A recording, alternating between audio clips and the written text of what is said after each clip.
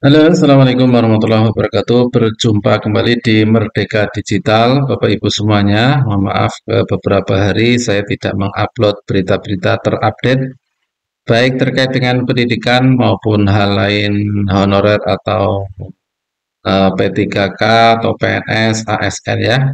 Nah, di hari ini saya akan mengabarkan kepada Bapak Ibu kabar terupdate ya bahwa 2,3 juta honorer di bulan November 2023 resmi akan dihapus, dan bagaimana kemudian solusi dari pemerintah untuk menyelesaikan permasalahan ini. Di beberapa media banyak diinformasikan ya, dari Tribun, kemudian dari Kompas ya, JPNN dan banyak lainnya ya. Untuk itu saya akan merangkum beberapa hal terkait dengan bagaimana solusi dari pemerintah terkait dengan penghapusan honorer di bulan November 2023. Jadi informasi dari pemerintah memang solusi yang akan ditawarkan itu ada tiga hal ya. Yang intinya adalah tidak merugikan dari tenaga honorer ini. Yang pertama, tidak ada pemecatan atau pemberhentian massal terhadap para tenaga honorer. Jadi dipastikan tidak diberhentikan ataupun dipecat dari tenaga honorer. Kemudian yang kedua adalah pemerintah tidak ingin terjadi pembengkakan anggaran dengan adanya tenaga honorer.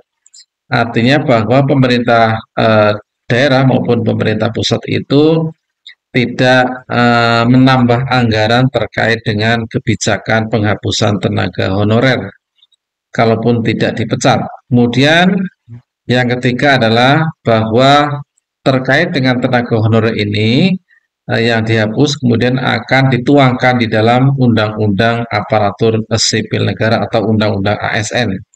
Jadi ada tiga hal solusi umum ya Bapak Ibu ya. Nah, bagaimana dengan solusi yang lebih implementatif? Walaupun ini juga belum ada kesepakatan, tetapi setidaknya ada tiga hal ya. Yang pertama adalah opsi skema PNS part-time ya. Part-time itu paruh waktu ya. Jadi opsi ini ditujukan bagi atau dikhususkan bagi pegawai pemerintah dengan perjanjian kontrak paruh waktu pada Undang-Undang ASN ya. Misalnya bagi cleaning ya, cleaning service ini apa namanya, paruh waktu ya. Misalnya penyapu jalan atau di tempat-tempat publik lainnya ya, yang memang itu tidak membutuhkan tempat, tetapi hanya membutuhkan waktu-waktu tertentu, misalnya pagi atau mungkin siang, walaupun ini mungkin juga belum disepakati. Kemudian yang solusi implementatif yang kedua adalah diangkat menjadi ASN. Jadi pengangkatan ASN ini khusus diprioritaskan bagi tenaga honorer yang memang sampai saat ini belum apa namanya, belum diangkat ya, terutama mereka yang bekerja selama 20 tahun. Walaupun ini juga mengingatkan kepada teman-teman di daerah ya, oknum-oknum yang mungkin tidak bertanggung jawab untuk melakukan kecurangan dengan cara apa namanya, mengundur waktu awal mula bekerja, sehingga tenaga honorer ini bekerjanya menjadi 30 tahun secara administratif ya.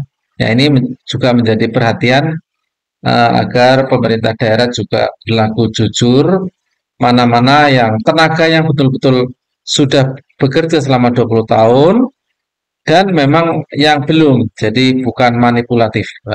Kalau sudah manipulatif seperti ini, ya bagaimana akan mendapatkan keberkahan kalau PNS saja cara-cara awalnya tidak objektif atau melakukan kecurangan-kecurangan. Ini menjadi perhatian ya. Itu kemudian eh, solusi yang ketiga adalah diangkat menjadi P3K ya. Jadi pemberian prioritas untuk direkrut sebagai P3K pada tenaga honorer kategori 2 yang selama ini memang untuk kategori 2 ini masih banyak ya, sekitar 200.000 dan sampai ini belum beres dan masih menggunakan belum menggunakan anggaran APBD ataupun anggaran APBN ya, sehingga masih dihonori oleh SKPD masing-masing.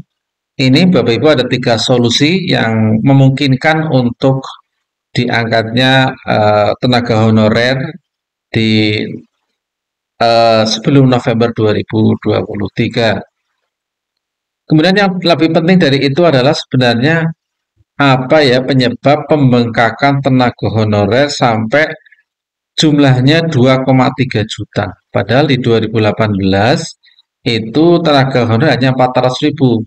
Mengapa di 2023 ini jumlahnya membengkak menjadi 2,3 juta sehingga ya berlipat 6 kali lipat ya selama kurang lebih berarti 5 tahun ya. Mengapa demikian? Pertama karena rekrutmen tenaga honorer ini dilakukan dengan sistem titipan. Nah, ini ya, ada istilah PDAM ya, ponakan dan anak menantu. Nah, ini menjadi berarti apa namanya ya, nepotisme ya. Ini menjadi sesuatu yang sangat buruk, presiden buruk bagi teman-teman di daerah ketika ada sistem titipan sehingga tidak melihat dia itu kinerjanya baik atau tidak, tetapi melihatnya adalah titipan. Nah, ini kurang tepat ya, sehingga membengkak. Kemudian yang kedua adalah kesengajaan membiarkan posisi-posisi di birokrasi pemerintah daerah yang ditinggalkan oleh ASN yang sudah pensiun selama beberapa tahun. Ini menjadi penyebab pembengkakan tenaga honor, dibiarkan. Nah, ini kalau sudah seperti ini, berarti ini pernyataan dari ya, Menteri Pendayaan Aparatur Negara ya. Jadi membiarkan, kalau sudah membiarkan berarti seolah-olah pemerintah daerah kurang peduli pada pelayanan kepada masyarakat kalau ini betul-betul terjadi ya. Kemudian yang berikutnya adalah bahwa memang rekrutan dalam jumlah besar ini tidak akan terjadi apabila kepala daerah dan pejabat di pemerintah daerah lebih berorientasi pada peningkatan kualitas birokrasi. Jadi sebenarnya kalau kita ingin punya kesadaran yang tinggi ya untuk membangun negeri ini, yang diutama adalah peningkatan kualitas birokrasi. Jadi tidak ada titipan, tidak ada pembiaran ya. Nah, kemudian ini yang solusi yang ketiga ini solusi menurut saya ya. Jadi kurang tangkas atau cepatnya antisipasi pemerintah terhadap kekosongan PNS yang pensiun. Sehingga sebenarnya setiap bulan atau setiap waktu pemerintah segera mencari mana-mana PNS yang sudah pensiun ya, dan misalnya 3 bulan sebelum pensiun itu pemerintah sudah menyiapkan tenaganya sehingga tidak terjadi kekosongan ya.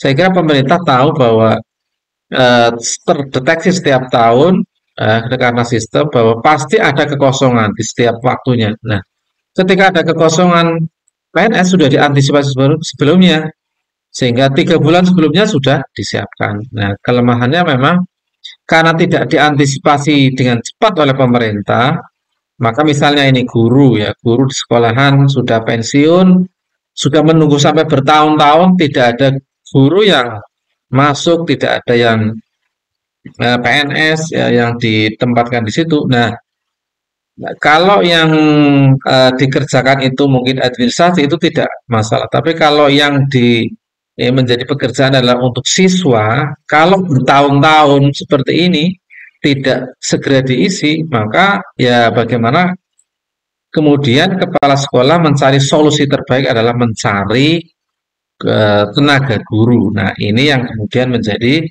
bertambah karena kecepatan antisipasi pemerintah ini eh, kurang sigap menghadapi PNS-PNS yang kemudian pensiun. Nah, mudah-mudahan ini tidak terjadi untuk tahun-tahun berikutnya, sehingga segera mendapatkan penyelesaian khususnya ini tenaga honorer dan kemudian tenaga-tenaga pegawai negeri yang PNS yang pensiun segera diantisipasi untuk mendapatkan tambahan tenaga sehingga tidak terjadi kekosongan lagi.